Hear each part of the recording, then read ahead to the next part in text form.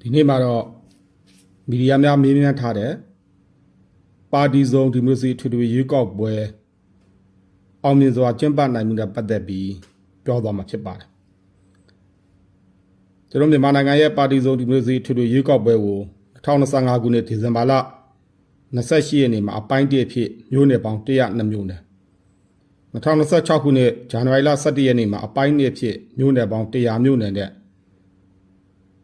2026ခုနှစ်ဇန်နဝါရီလ25ရက်နေ့မှာအပိုင်း3အဖြစ်မြို့နယ်ပေါင်း61မြို့နယ်စုစုပေါင်း263မြို့နယ်မှာအောင်မြင်မြင်နဲ့ကျင်းပပြုလုပ်ခဲ့ပြီးဖြစ်ပါတယ်ဒီရွေးကောက်ပွဲကနေပြည်သူ့လွှတ်တော်မဲဆန္ဒနယ်263နယ်အမျိုးသားလွှတ်တော်မဲအများဆုံးရသူအနိုင်ယူစနစ် FPTP မဲဆန္ဒနယ်83နယ်အချိုးကျကိုစားပြုစနစ် PR မဲဆန္ဒနယ်26နယ်တိုင်းဒေသကြီးလွှတ်တော်ဘုံဘုတ်ပြည်နယ်လွှတ်တော်မဲအများဆုံးရသူအနိုင်ယူစနစ် FPTP မဲဆန္ဒနယ်255နယ်တိုင်းဒေသကြီးလွှတ်တော်ဘုံဘုတ်ပြည်နယ်လွှတ်တော်အချိုးကျကိုစားပြုစနစ် PR မဲဆန္ဒနယ်42နယ်နဲ့တိုင်းဒေသကြီးလွှတ်တော်ဘုံဘုတ်ပြည်နယ်လွှတ်တော်တိုင်းရင်းသားလူမျိုးမဲဆန္ဒနယ်29နယ်တို့ကိုရွေးကောက်တင်မြှောက်ခဲ့တာဖြစ်ပါတယ်2025ခုနှစ်ပါတီစုံဒီမိုကရေစီထွေထွေရွေးကောက်ပွဲမှာ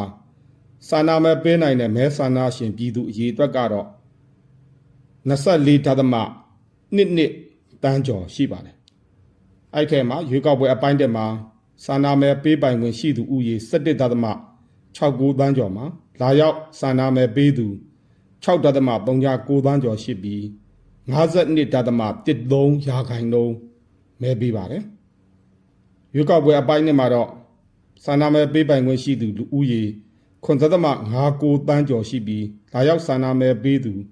4.24တန်းကျော်ရှိပြီးမဲပေးမှုရာခိုင်နှုန်းကတော့55.95ရာခိုင်နှုန်းကရှိပါတယ်။ရွေးကောက်ပွဲအပိုင်း3မှာတော့ဆန္ဒမဲပေးပိုင်ခွင့်ရှိသူဦးရေ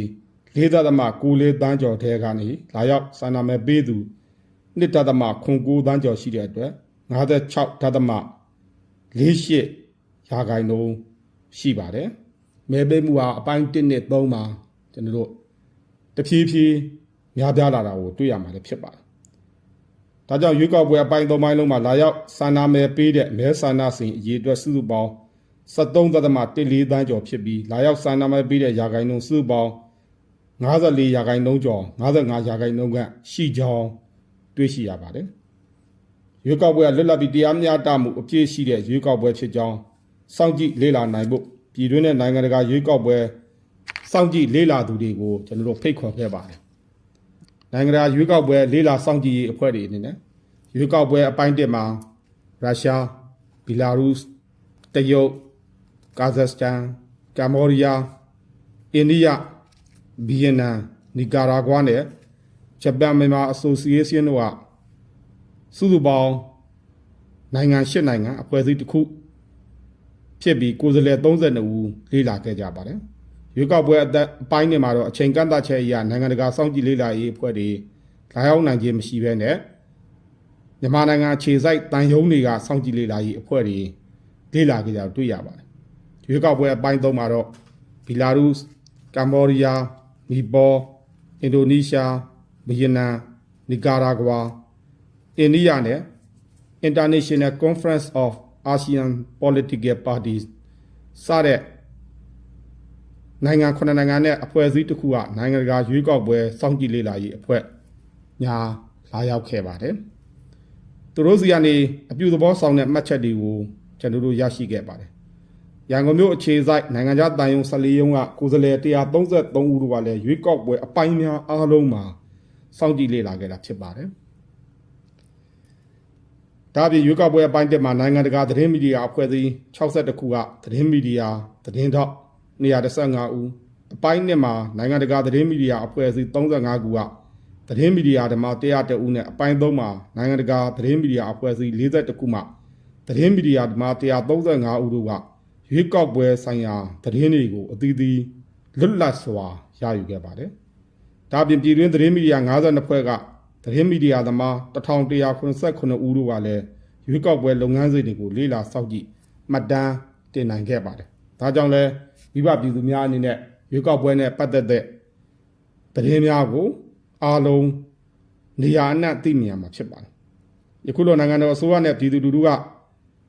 ဒီမိုကရေစီလမ်းကြောင်းကိုရွေးချယ်ပြီးပါတီစုံဒီမိုကရေစီအထွေထွေရွေးကောက်ပွဲကိုအားတက်သရောဆောင်ရွက်နေတဲ့အချိန်မှာပဲဒီမိုကရေစီကိုမလိုလားတဲ့အကြမ်းဖက်အဖြတ်သမားတောင်းကျမ်းသူအုပ်စုတွေကတော့ရွေးကောက်ပွဲအထမမြောက်စေဖို့မဲပေးပိုင်ခွင့်ရှိသူမဲဆန္ဒရှင်တွေမဲယုံတွေကိုမသွားနိုင်ဖို့ဖွင့်လှစ်ထားတဲ့မဲယုံတွေပျက်စီးဆုံးရှုံးစေဖို့နဲ့လာရောက်မဲပေးကြတဲ့မဲဆန္ဒရှင်တွေထိတ်လန့်တုန်လှုပ်စေဖို့စတဲ့ရုပ်မှရိုင်းဆိုင်တဲ့ရည်ရွယ်ချက်တွေနဲ့အဝေးကနေလက်လုံလက်နဲ့ကြီးတွေလက်နဲ့ငယ်တွေလက်လုံရှော့တိုက်ဒုံးတွေနဲ့ပြစ်ခတ်နှောက်ယှက်ဒါတွေအတမိုင်းဖောက်ခွဲပြီးမဲယုံတွေကိုလာတဲ့ကြိုးပို့ရင်တွေကိုတားဆီးတာတွေချင်းချောက်စာတွေပို့တာတွေစတဲ့ချင်းချောက်မှုတွေအပြင်ဒရုန်းတွေနဲ့ draw ပုံးချတာတွေ fix win တွေနဲ့ပြစ်ခတ်တိုက်ခိုက်တာတွေမဟုတ်မှန်တဲ့ဖြန့်ဝေခြင်းတွေကိုလည်းလှုပ်ဆောင်ခဲ့ပါတယ်ရွေးကောက်ပွဲအပိုင်းတစ်ကျင်းပချိန်မှာမြို့နယ်ပေါင်း73မြို့နယ်မှာနှောက်ယှက်ဟန်တာဖျက်ဆီးမှုတွေလှုပ်ဆောင်ခဲ့ပြီးရွေးကောက်ပွဲအပိုင်းတစ်ဆောင်ရွက်ချိန်မှာတော့မြို့နယ်ပေါင်း10မြို့နယ်မှာနှောက်ယှက်ဟန်တာဖျက်ဆီးမှုတွေလှုပ်ဆောင်ခဲ့ပါတယ်ဒါပြီးရွေးကောက်ပွဲအပိုင်း3ကျင်းပချိန်မှာလည်းမြို့နယ်ပေါင်း17မြို့နယ်မှာနှောက်ယှက်ဟန်တာဖျက်ဆီးမှုတွေလှုပ်ဆောင်ခဲ့တာတွေ့ရပါတယ်ဒီလိုအကြမ်းဖက်လှုပ်ဆောင်မှုတွေကြောင့်သစ္စာရှိနိုင်ငံဝန်ထမ်း2ဦးသေဆုံးခဲ့ရပြီးနိုင်ငံဝန်ထမ်း2ဦးနဲ့အပြစ်မဲ့အရသားပြည်သူ9ဦးထိခိုက်ဒဏ်ရာရရှိခဲ့ပါတယ်ဘလဝဲနောက်ဆက်တိုက်ခိုက်ဖျက်ဆီးမှုများရှိခဲ့ပါသည်နိုင်ငံတော်အစိုးရနဲ့ပါတီစုံဒီမိုကရေစီကိုလိုလားတဲ့ထောက်ခံတဲ့မဲဆန္ဒရှင်ပြည်သူများရဲ့တက်ညီလက်ညီပူးပေါင်းဆောင်ရွက်ခဲ့တဲ့အတွက်ယခုဆိုရင်ပါတီစုံဒီမိုကရေစီထွေထွေရွေးကောက်ပွဲကြီးကိုနိုင်ငံတကာကရွေးကောက်ပွဲလေးလာစောင့်ကြည့်သူတွေတန်တမန်တွေသတင်းမီဒီယာသမားများနဲ့ကိုယ်တိုင်မဲပေးကြတဲ့မဲဆန္ဒရှင်ပြည်သူများရဲ့ရှေ့မှောက်မှာလွတ်လပ်မှုတရားမျှတမှုပွင့်လင်းမြင်သာမှုရှိနဲ့အောင်မြင်မြင်ကျင်းပနိုင်ခဲ့ပြီဖြစ်ပါတယ်။နိုင်ငံတော်ယာယီသမ္မတနိုင်ငံတော်လုံခြုံရေးနဲ့အေဂျင့်တာရေးကော်မရှင်ဥက္ကဋ္ဌဗိုလ်ချုပ်မှူးကြီးမင်းအောင်လှိုင်နဲ့လည်းရွေးကောက်ပွဲအပိုင်း3ပိုင်းလုံးမှာမဲဆန္ဒရှင်ပြည်သူများနဲ့ဓာတ်ရိုက်ထိတွေ့ပြီးဆန္ဒမဲပေးရတဲ့အကြောင်းတွေလွတ်လပ်စွာဆန္ဒမဲပေးနိုင်မှုတွေဆန္ဒမဲပေးတဲ့နေရာတွေကိုလိုက်လံတွေ့ဆုံမေးမြန်းခဲ့တာတွေကိုမိဘပြည်သူများတွေ့ရမှာဖြစ်ပါတယ်အခုလိုရွေးကောက်ပွဲကြီးအောင်မြင်စွာကျင်းပနိုင်ဖို့ပါဝင်ဆောင်ရွက်ခဲ့ကြတဲ့တဦးချင်းတယောက်ချင်းစီရဲ့ကြိုးစားအားထုတ်မှုများကိုနိုင်ငံတော်အစိုးရအနေနဲ့လေးစားဂုဏ်ယူအသိအမှတ်ပြုမှတ်တမ်းတင်ပါကြောင်းနဲ့နိုင်ငံတော်အစိုးရအနေနဲ့အထူးပင်ကျေးဇူးတင်ရှိပါကြောင်းပြောကြားလိုပါတယ်အားလုံးကိုကျေးဇူးတင်ရှိပါတယ်ပြည်သူလူထုလိုလားတောင်းတတဲ့ပါတီစုံ